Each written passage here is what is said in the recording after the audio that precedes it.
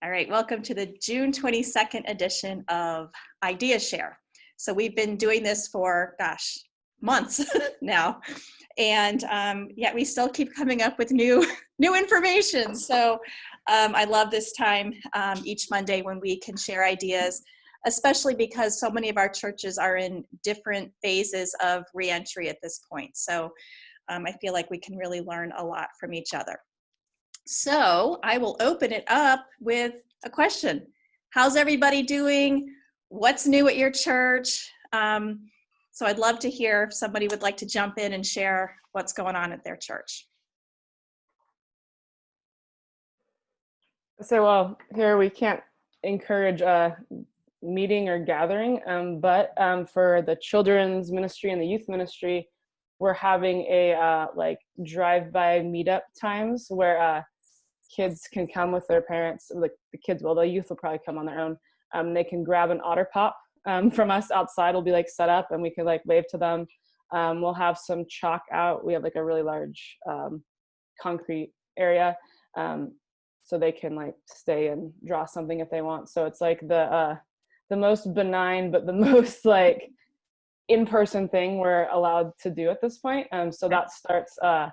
The youth we're doing today, and the kids ministry is doing tomorrow. So are you doing it? Is it a daytime activity or an evening thing? It's during the day. So the youth guys are like I think 2 to 3 today, and then we're doing 11 to 12. So right before lunch tomorrow. Because we feel like around 11 o'clock, 10:30, 11. That's when the kids start getting restless. Hey, we're gonna go grab an otter pop at the church. Come back. Okay, now we can have lunch. So we feel like that was a good time. Am I the only one that doesn't know what an otter pop is? Is that like a popsicle? It's like a popsicle thing, but it's like in a tube, so they can hold it. Like a freeze pop? Yes. Yes. Freeze pop. California people. Yes. So I mean, it's like something, and we're not encouraging gathering, even though people probably will. We're calling it like come by and pick it up from the masked people with gloves, and we'll wave to you. So anything to try to get in person, one-to-one connection at any point. So. Yeah. Okay, well, we'll need a full report next week on that. Thank you. Anybody else have anything going on in person this week?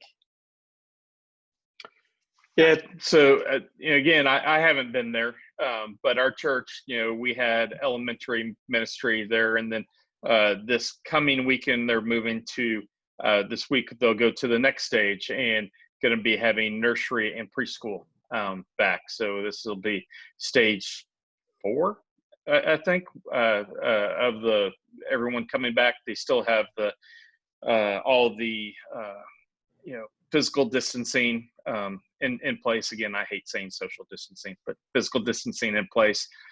Still limiting in sanctuary as well, for preschool as well as elementary.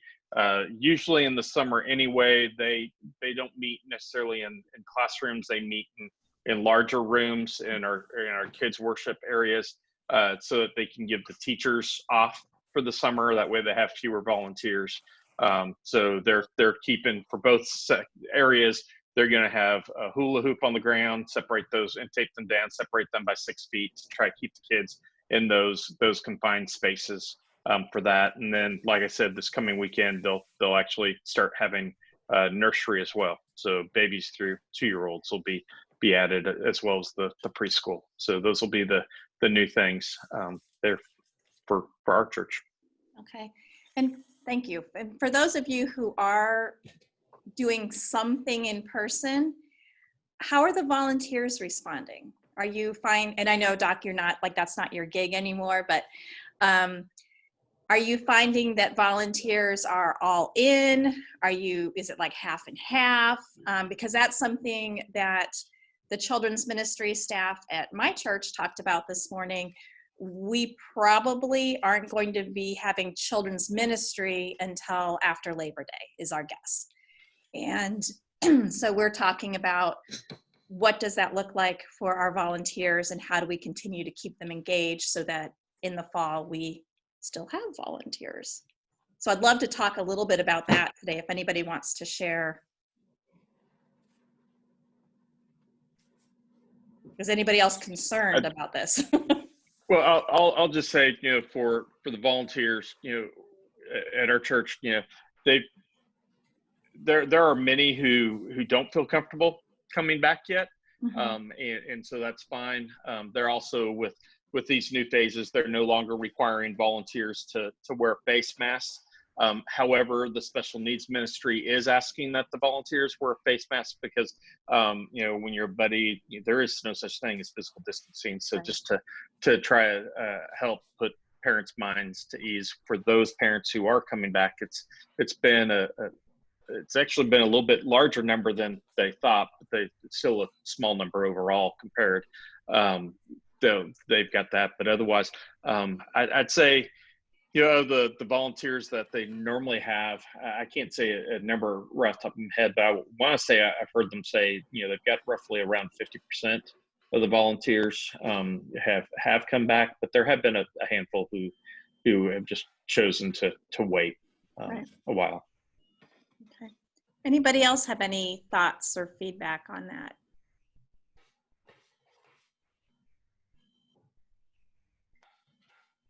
I think it's probably similar. We have probably about 50% of our volunteers who are asking, hey, what can I do?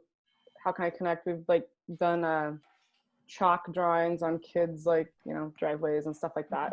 Or if it's someone's birthday, their buddy will go out and put a balloon on their door or something. So we've done that. But again, a lot of the enthusiasm is coming from the probably under 21 crowd, which is great because they're the ones I feel like that probably feel the most isolated, and they're also not trying to move along an entire family during all of this either. So that's been nice. I don't really know. I mean, we do have an older population that volunteers, in children's ministry in general. For disability ministry, we do have a few, and they've already expressed that they're going to be fairly cautious about the return, as we kind of all are in our county and state. But sure. Yeah, and some people have just kind of onboarded, so it's hard to, they only had a couple weeks with the kids before we did all this. So right, trying to find all that. I think it's easier when someone already has a connection, when someone already has an established connection, to maintain that when you're not on a cycle. But when you're just new to it, I think it is really hard. Yeah, for sure. Allison, I know you've been using volunteers, or at least I'm pretty sure the online activities that you've been doing in your pizza thing, I'm sure that took volunteers. Yes, I was really pleasantly surprised actually when I did the ask for the in-person pizza and craft pickup. I actually had more volunteers offer than I needed.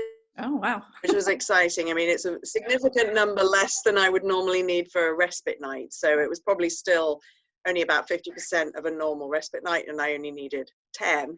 But I was encouraged that I could actually say thank you, but can I postpone you till the next month? And there was an engagement that people wanted to be involved. But I know talking to the kids ministry leaders, they're in a similar, it's about 50%, and they do have a lot of older volunteers, especially with the preschool, so they're quite concerned about how that will balance out. But I think like you, we're thinking more after Labor Day. Okay. So. Okay. I'd love to just talk for a minute, brainstorm. What are some ways, and we've talked about this in the past, but again, we've been at this for months now. So what are some ways you're engaging with volunteers, even if you have nothing for them to do right now? What are some ways you're engaging with volunteers? Anybody want to share?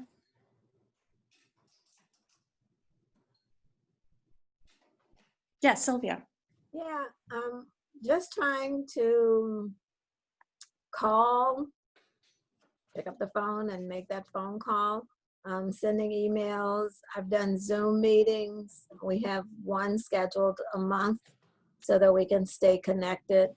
And in fact, this weekend coming, we're going to be distributing summer play packs to our VIPs from our Buddy Break and our Sunday school.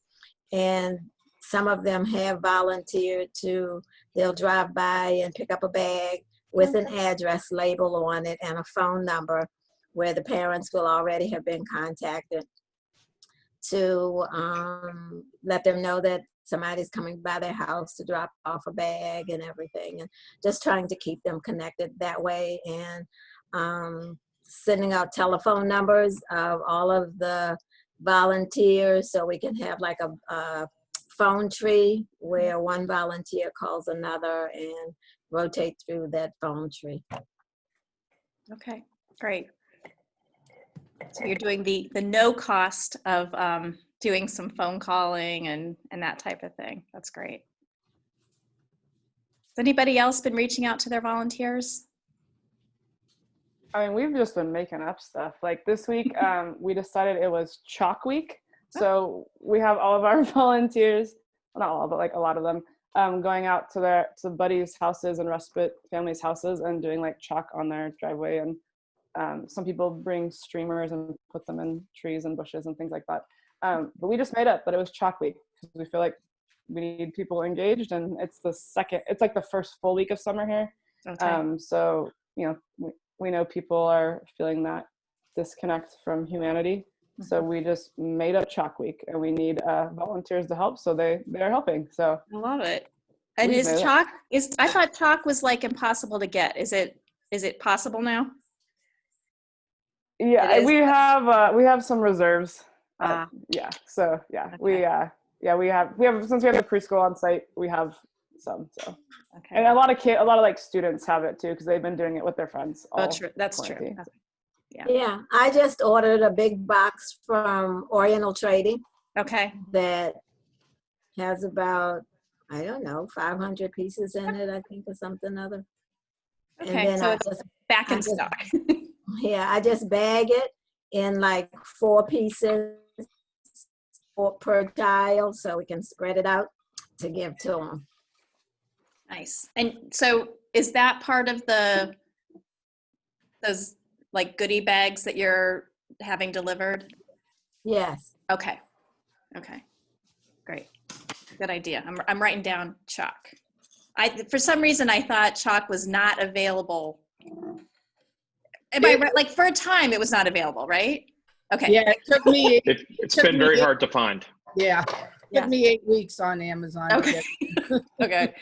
Yeah, it's like when I first ordered the elastic, like back in March, still hasn't arrived yet. Yeah. Okay. My order from Oriental Trading, I ordered 1 week and it was here within 7 days. Okay. All right. Good to know. Thank you. See, I learned something. That's my little nugget that I learned in today's idea share. Thank you. What else do we have going on with our volunteers? How are we reaching out and keeping them connected? I'm doing a Sunday morning or Sunday afternoon Zoom meeting with the Youngstars, Okay. Youngstars Disability class, and the volunteers have been awesome at coming on and being guest readers and playing their guitar and whatever else. Trying to keep it as normal as possible with the schedule that we have for Sunday morning. I love that. And I love that you're including the volunteers. I know when I do Zooms with my students, if a volunteer joins us, it's like a celebrity has joined in. So that's great. That's wonderful. And you do these on Sunday, like Sunday morning, Sunday afternoon? About 2:30 in the afternoon, because we have online a couple 9:30 and 11. So Okay. it was a time that parents kind of in between lunch and dinner that they were able to get on. I'm sending out a form this week to try to see where we are, because we're moving into summer school schedules and stuff, and just trying to get a pulse of what their schedule is going to be like till August. Again, like most of you, I think it's going to be at least later, if not later, in Illinois before we get face to face with even our children's ministry, let alone, I don't see it happening myself until spring for most of our guys that have, significant medical issues, but we'll see. Yeah. Okay. So Kathy, you're Illinois. Okay. Yeah, Julie Clemens, our director's on as well. Yes. So Okay. Great. I help with the Youngstars groups. So Okay. Thanks. Well, welcome. All right. Anybody else want to share what they have going on?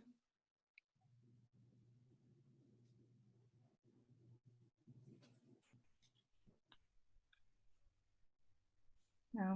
Oh yeah. Okay. Meekins. So one thing that's cool, our church owns a campground, and they weren't going to be able to open it to the youth like they usually do. It's middle school and high school. Usually they go to these youth camps, and they can't do that right now. So they opened it to families. So families are going into a cabin, and they get to have all the amenities that are available. They have lots of staffers up there, which gives them an opportunity to work this summer. And two of our special needs families availed themselves of the very first weekend, and it's only a weekend, one overnight. So it's Friday night. They get to stay overnight. But they have all kinds of crazy stuff that young people love these days with the zip lines and the rock climbing, only it's a big like telephone pole that they're climbing, and all swimming at a lake and fishing and just anything you can think of camp related they get to do with their families. And so they have posted some really awesome pictures. Both of these families had a blast. And I think that was pretty creative to figure out how we're going to use these camps this year, because we can't do what we normally do. Now, they do have another one. I think it's the university, Liberty University, that owns the other one that is for younger children. And I think they are doing like half-day day camps and then with all of this protocols that you have to put in place. And so that gives them a little touch of camp at least without doing the overnight thing. That's amazing. So are the camps staffed like they normally would be? Like, are there actual activities going on, or is it kind of a fend for yourself type of thing? I think that there are actual activities. There's a schedule I think they're following, just like you would normally do at camp. Yeah. And then for eating, we do have to be careful with the whole providing food thing and how you do that. I think that what they're doing is picking up food and then taking it wherever they want to on the within the camp and eating it. They had to bring all their own bedding, and but they might normally have to do that. I don't even know how that works with the normal camp, but they had to bring all their own bedding, so they didn't have to worry about that, washing all that stuff. But the families had a blast. They really did, and it was just such joy to see them as a family be able to do something that their kids may not be able to do on their own. So that was cool. Yeah, and Virginia is phase 2, which 50 people can gather, and maybe phase 3 by Friday, which would make it 200 people gathering together. So we're waiting to hear about that. So what's the name of the camp that's doing that? Because it might be helpful for others to see see what they're doing. PRO, Thomas Road Outpost. Okay. And you can find it online. Oh yes, you can find it online because they're very eager and happy to share it. It was actually a gift from a family in the area, this property, and then they turned it into a camp. So. Business Foster Fuels. Yeah. That's great. So my internet connection apparently is not very good today, so it cut out for me. But Catherine put in the chat, it's Thomas Road Outpost Camp, TRO. That's correct. TRO. Oh, cool. Wow. What a gift for families that wouldn't normally get to do that. And where is that located? Virginia. It's in the mountains of Virginia, Blue Ridge Mountains. Near Peaks of Otter. Peaks of Otter. Is where it is, yeah. Yeah, off of past Bedford. If any of that means anything to anybody. Yeah, kind of. That's great. Thank you. Near Roanoke. Okay. That's it. Yeah, go past Roanoke. Yeah. Okay, great. So I think I told you our church is going to be having an outdoor service starting this coming Sunday. And so it's one of those reservation type things. And right now we've been told through the reservations, we've been told that 52 kids are registered. So you sit as a family outdoors, bring your own lawn chairs or blanket or whatever. So the children's ministry team, which I'm part of, special needs ministry is part of our children's ministry. We are providing little grab bags. And I know I've told you guys this, but we're providing little grab bags with just some activities that they can, take to their blanket or to their chair and then take home. So I'll be able to report next week on how that went. If it rains, there's no service.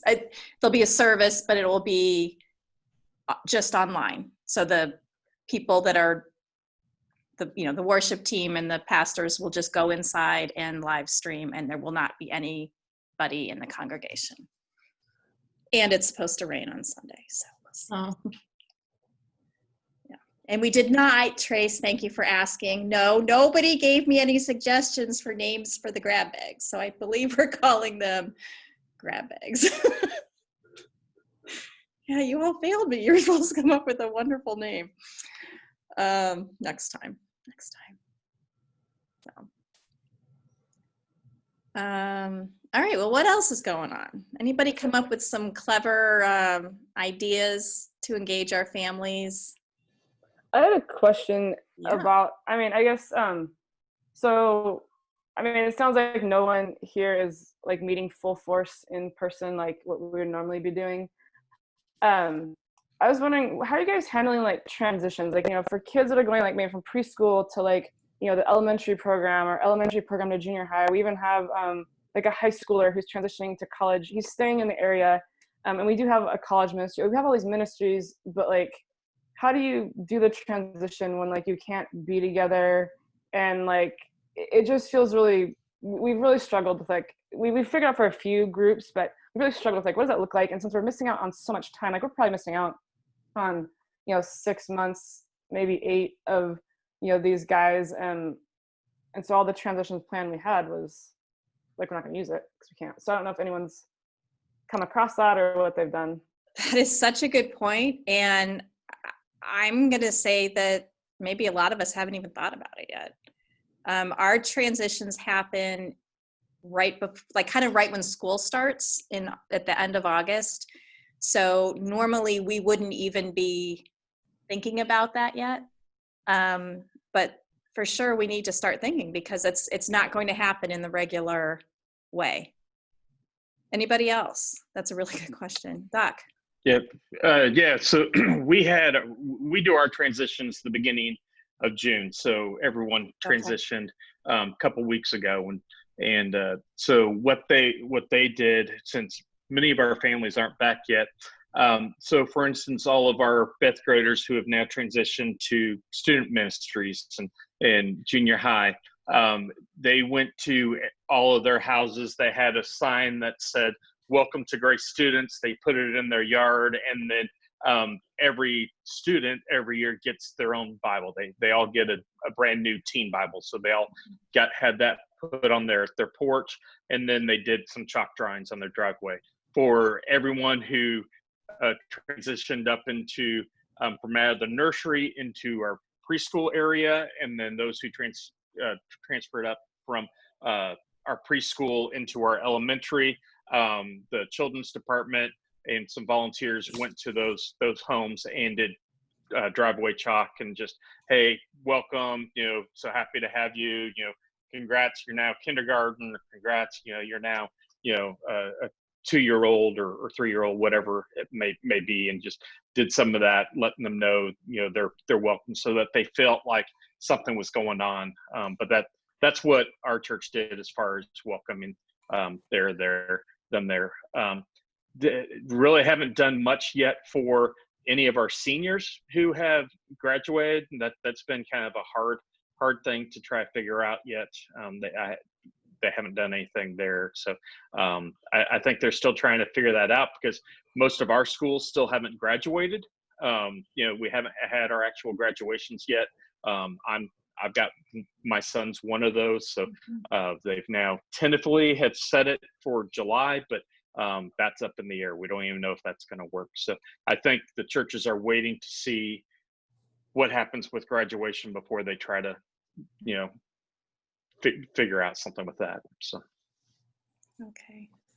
Yeah. So Trace is saying in the chat that minus the chalk drawings, which she loves that idea. They did the same thing for their 5th graders that Doc did. Individual porch visits with a Bible and gift bag, which is a normal graduation gift. That's good. Yeah. So I'm in the Cleveland, Ohio area, and most of the schools here did graduate, even though for many it was a virtual ceremony. So we're kind of like, for our high school seniors, they're kind of done. Like they've finished high school, they've sort of graduated. So for the seniors that were serving in children's ministry made some really cute signs and delivered them to all their yards. And for the students in general, student ministry will be meeting outdoors for the first time. So they've been meeting by Zoom this whole time, and they'll be meeting outdoors this coming Sunday, and they're going to celebrate the seniors then, which coincides. We finally, after 18 months, have a like pastor for student ministry. So lots going on in that department. Al. Yeah, in New Jersey, we're still a long way from meeting up, but the high school seniors, the ministry had a kind of an online dance, and they dropped in on all the seniors, took pictures of it, and they gave them gifts and stuff like that. And then they had it all broadcast, or not everyone, but a lot of them were broadcast. That was a way of marking the seniors graduating. I don't know what the other areas have done at Liquid though, but that was for the seniors in high school. So at Liquid, do the transitions usually happen in June or more like late August? June, I believe. Okay. How about, let's just see a show of hands. How many of you, do your churches do the transition to the next level of ministry at the very end of school, like in June? Go ahead and raise your hand. Or, oh, okay. And then how many do it? Okay, Christy, how many do it in August, right before fall? So it's like kind of half and half, I think. Okay, all right. Well, good. Those of us who are in August, we'll let the June people figure it out, and then we'll take your examples. So yeah, Sylvia, did you have a question? Yeah, or statement? Something? We use a program called Fellowship One, where they are automatically, each child is automatically moved to the next age level or class level based on the program, the Fellowship One program that we use. Okay. We used to do it by school year, but now that we're using the Fellowship One, we just let the system move them, and the parents know that they're going to the next level. Okay. And can you set that, or is that like an across the board, it's at a certain date for those of you who use Fellowship One? It's across the board for us, where everybody just transitions. Okay. You are able to adjust. I used to use Fellowship One many years ago, and we, for instance, had some individuals with disabilities who we would not, transfer up because they needed to stay in their same group. So with Fellowship One, you're also able to, edit it where it won't do everybody. You could keep some people in individual rooms, but it is an easy thing that you can do that. And there's other programs, church databases. They all pretty much work the same way, that you can automatically have them. Your church database manager usually can promote them all pretty easily with one button.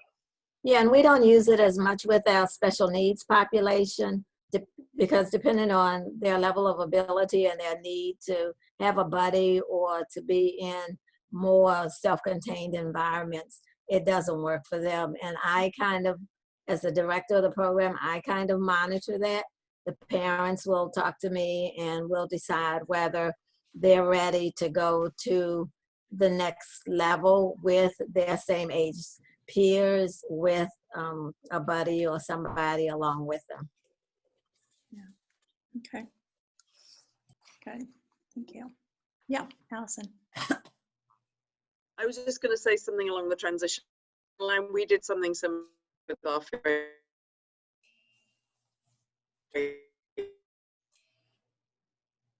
where the Bible in the bag, and that was delivered the circumstances we're in. We did a celebration of our seniors at the end of one of our services. I think it was last weekend, where each family submitted photographs and videos and sort of prayers for their kids going off to college.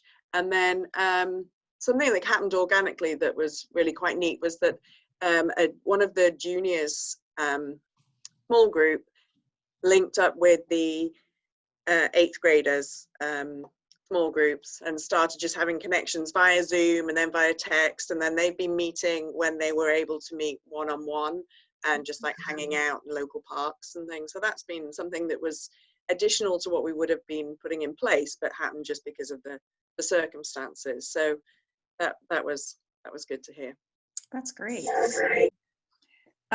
So kind of along those lines, and again, this is more like children's ministry in general, but our the person who is in charge of our elementary Sunday morning ministry is doing a kind of like a small group, but it'll meet via Zoom.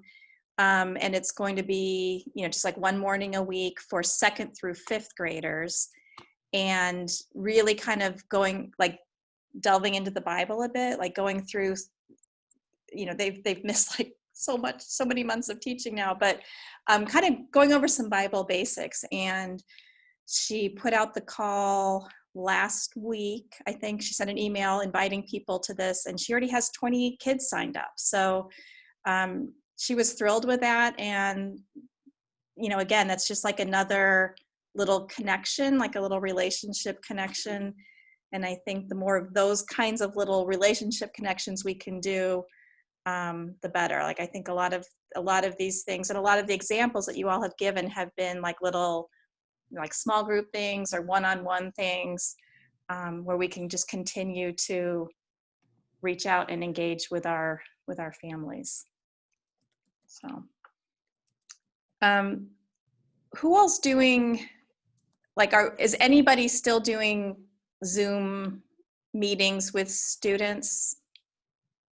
We're not all Zoomed out yet? Yeah, okay. I mean, we're probably are Zoomed out, but we're still doing it. We're still making it available. And so here's a question. Is anybody doing like a worship piece, singing, that type of thing over Zoom? And can you tell me how to do it better, please? Kathy? What problems are you having? Well, I just would like to hear like how everybody else is doing it. I mean, I play a song and we kind of dance. Is that kind of what you're doing? Yeah, one of our volunteers is a guitarist, so we're singing songs that we would typically sing on Sunday morning with them. And I just sometimes I'll mute certain people if they're getting really loud, particularly during prayer time. And I'm teaching and these guys got some significant disabilities, right? Mm-hmm. So I'm teaching them, it's quiet time now. I'm going to mute you so that we can. And some of the kids, I've asked the parents to kind of hang near the tablet sometimes, because some of the kids are unmuting themselves, and that's a problem. So we're teaching Zoom behavior just like we would in the classroom, and if they can't control that, then I'm, calling the parent and saying, we're going to just need you to hang by because, so-and-so is unmuting themselves. And it's a problem during prayer time. And, I'm just kind of setting those expectations because it's going to be a long time. That we're going to be doing this. And so I try to keep the same schedule. I put board maker pictures up on my slideshow. So we ask them how they're feeling today, and they can actually point on their tablet or whatever, and then the parent can help with that. I'm trying to find an interactive way and get an app to them so that they can respond. We have a hard time getting them to bring their AAC devices to church, but maybe more with the Zoom meetings, we can get them to respond that way. It's not perfect when we're singing. There's a delay sometimes, right. But it's as close as I can get to their normal schedule, and then we ask for prayer requests and those kinds of things. I'm actually dropping off. We do like these prayer folders, like, thank you, Lord, for, and then board maker pictures for some of them. So I've actually recreated those because I can't get into our building to get everything right now. And then I'm going to drop those off. And then also, how am I feeling today? Pictures so that they, during the morning song that they can respond via Zoom for that. So it's not perfect, but we're trying to follow the Sunday morning schedule. It lasts about 35 minutes. That's about as long as I can keep those, 5 to 9-year-olds engaged in activities. So That's pretty long. I'm impressed. yeah. Yeah. And again, some are better than others, but it's their normal routine, right? So Right. they're used to being more engaged. I have put in some more videos, just like short 2-3 minute videos that go with the lesson. We use the CHIRP curriculum. I just came on in August, so this has been a little bit of a learning curve. But we use the CHIRP curriculum. I'm not using that currently it just doesn't make sense, so I'm doing, bigger themes, spiritual themes during this time. So, yeah. Okay. Yeah, the music thing. So, I mean, I'm sure most of you know with the delay, it's really hard to sing as a group. And we were actually talking about this in a children's ministry staff meeting this morning because they're going to do some live worship on that Zoom I was telling you about. And I guess the suggestion is to mute everybody except for like the person who's leading the worship. So yeah, when I do mine, I'm not the singer. I play a video that's one that it's songs that they are very, very, very familiar with, and they're used to the video and all that. So I play the video, and a lot of my kids are nonverbal, like they're not singing along but they're all dancing, and that's what I'm doing too, is dancing. So, yeah. Anybody else have some Zoom tips? Because you're right, Kathy, we're going to be at this for a while. So, Let's say we do it every other Sunday morning. So it's not every Sunday. We do it every other, and we do it for a half hour right before like our church's live Zoom. Okay. So all of the children's content is mostly connection. We'll have like a volunteer on, like we interview a volunteer, like ask them questions, and we do like scavenger hunt and all those things, and we kind of talk about whatever's coming up. And so then most of the kids, they come on like with their siblings, and then right after that's over, there's like maybe like a 5 to 10 minute little gap, and then the main church starts. So a lot of those guys then are like doing worship 10 minutes later with their families, and so that's kind of what we've encouraged, because I mean they're already with their families, and it seems like we want to. Like we thought, well, we'll just add that 30 minutes for connection, like just for kids, and then they could do the worship, and it would like sound and look a whole lot better if they were doing it all together. So we kind of said, well, that's like an extension that you can do with your family. Because yes, we tried Zoom sing, and it's terrible. Yeah. So is yours that half hour before? That's a Zoom? So everything on it is live? Yeah. So or you're showing videos of like interviews that you've pre-recorded?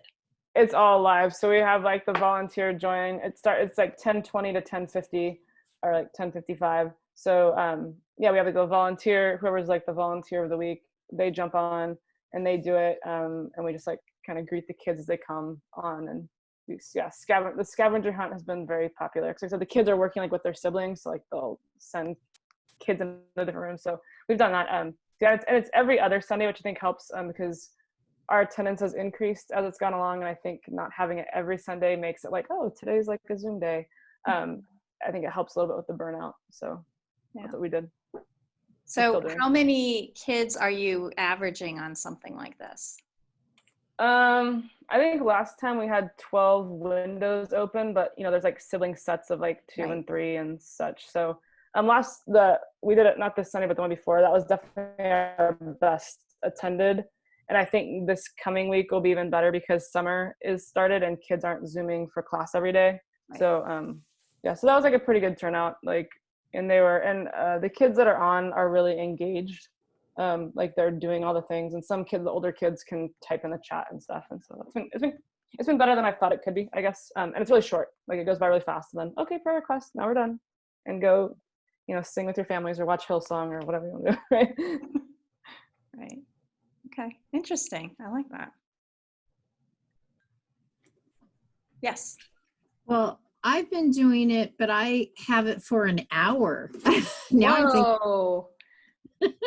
it's like 45 minutes and it's hard to continue, but to lengthen it, I should say. But, probably the first 5 minutes, sometimes it's 10 minutes. It's just the kids interacting with each other and, asking them what they did today or how's their dog or, and some of the kids will say, oh, I see so-and-so. And so they'll be able to engage a little bit. So I let that kind of happen. And then I used to do singing. I have bailed on singing because it just is not effective. I'm going to try one more time with a different speaker, but to have a auxiliary speaker to play it, but it's not effective. And then I'll do a Bible lesson. And most of the time, we're going through the gospel project. So I just do the exact same thing. And I'll do some type of an object lesson. Like, we did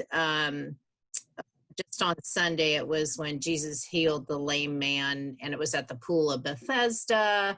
I did do a virtual tour, so they could kind of see what it looks like nowadays. But you have to realize the audio doesn't work just like the singing. So you kind of have to talk and walk them through that, and you've got to find a good video, and anything over 3 minutes is too long, for the tours. Because I did another tour.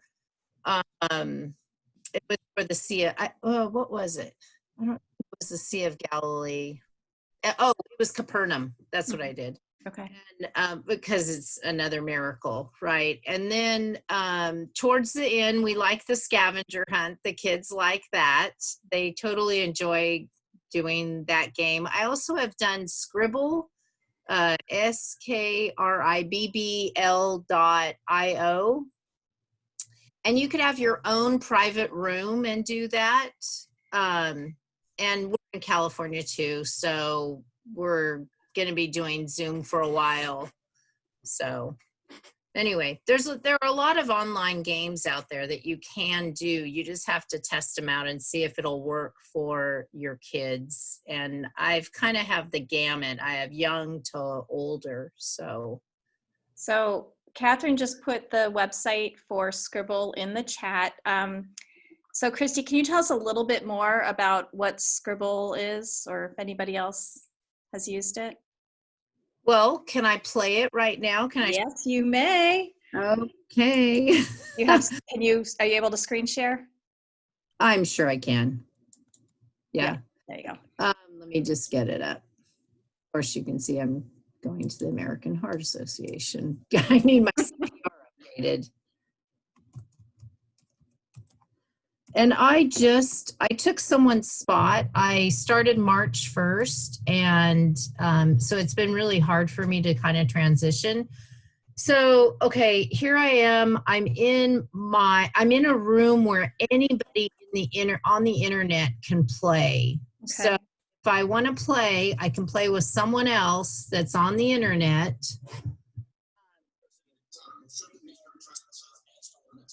And I didn't know they had an audio. Let's see. Or an ad. That's new. They haven't had ads before. So they'll give us something, and I'm awful, but we're trying to guess what they're drawing. You can scroll down to the bottom of the screen and type in your guess. Oh, I don't okay. A snake. I have no idea. Anybody know what it looks like? Starts with an A. I was going to say snake, but. I have no clue. So I'm going to put bear. Of course, I have no idea. I don't know who I'm playing against. So you could, because I noticed there's bad language in here, you could control who's in your room. Yes. Now they can get in trouble. That has never happened to me before. So you can do vote kick, and you can actually report them that they were saying something bad. So that's one way. I've never done it where I've done it with people on the internet. So let me do, I've done it where I do my own room and I make up my own words. And so this is what I typically do is I set up my own room, and you can send, as soon as you set up your room, you can send the kids a link. So here, create private room. In this thing, I can choose my words. So I want it to be Jesus. I want it to be water. I want it to be man. I can choose all my words, and I can put them up, and I can use my words exclusively, or I can use the words they have. And most of their words are fish and pineapple. And, I played it myself, and I actually have never experienced someone saying a bad word, but you can kick them off, or you can report them, and then they can't play. So that's what the rules are. And then you can set the time. But, they need another adult because they have to type in their name, and then they have to scroll to the bottom to write their word in. And you can use voice activation, which is good. But anyway, it was just a game that I found, and I like that. And then for families, draw is kind of a hilarious one because I'm an awful drawer. And so I can show you that real quick, but I don't know if this helps or not, but it's for Google Draw. Let me find the name. Oh, I wrote Google wrong. Gosh. I think it's Draw with Google. Anyway, I can't, you guys can, here, Google Quick Draw. Okay. And you can play this with your family, and they give you names or things like fireplace, and you're supposed to draw a fireplace. And I'm an awful, so, and you're trying to hurry and you want flames, so it gives you an idea. So you can play that with them too. So okay. Cool. I always like to learn new things. Thank you. All right. Okay. So yeah, Catherine put the correct link for Scribble and also the name Google Quick Draw in the chat. Thank you, Catherine. All right, anything else? Yes, Mika. This may be off topic, but I'm wondering if you all could share with me a good resource for setting up a buddy system.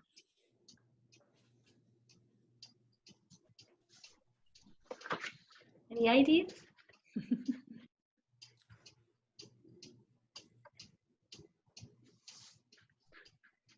Does anybody want to?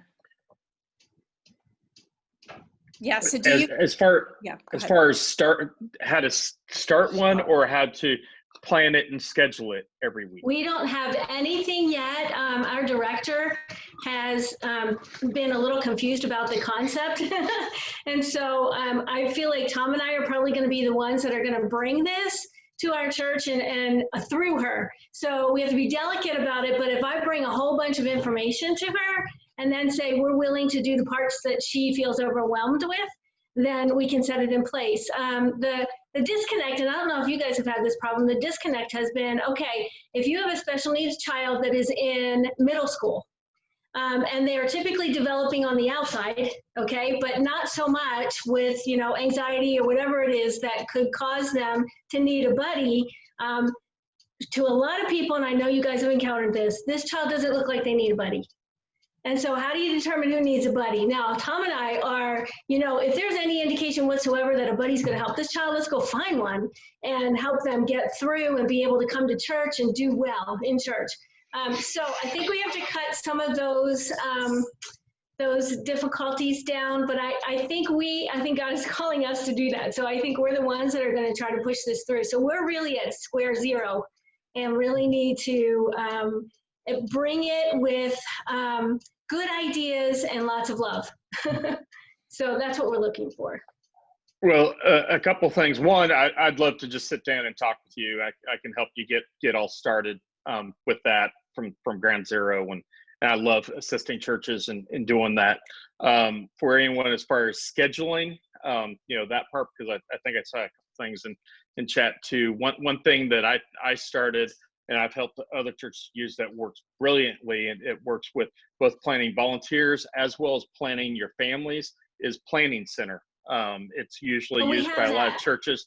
Yeah, Yes. a lot of churches use it for their worship department, but you can actually use that for everything else. And it works great. But that's a fabulous thing that you can work, and we use that, and it's been brilliant for helping families plan and know when they're coming, as well as your volunteers. You can work that all out. But there's plenty of lots of good resources out there as far as how to start. Of course, there's I just blanked on the name of the book, but Amy Fenton Lee's got a book out there. Johnny and Friends has a book on starting special needs ministries, and so there's a bunch of different things there. But I'm happy to talk with you. I know there's many others too that are happy to talk with you. Key Ministry does a great job too. They've got a lot of great resources too. So we're all happy to help. Thanks, Doc. I'll echo that. Doc and I actually at Inclusion Fusion Live 2019 did a ministry intensive on starting a special needs ministry, and you can actually access the materials on our website. Also, Jennifer Ross has added her email address and would be happy to help you out. Obviously, Key Ministry would be happy to help you out. And Bronwyn had a great something in the chat here, and she says, we don't require a child to have an official diagnosis to receive buddy support. This has been helpful in framing our ministry, and I think that's a super good point. Yes. So agree completely. Might be very helpful as you talk to the leadership at your church. All right, we are getting at the top of the hour here, so I like to keep these under an hour, because in my mind an hour is too long to go back if you want to watch a recording of something. So we are going to meet next week, but not the following week. So June 29th, yes. July 6th, no. So I'll be able to report on Monday how our outdoor service went, if it went. So everybody pray for no rain in Cleveland, please, for Sunday morning. And thank you, everybody. So we'll see you hopefully next Monday.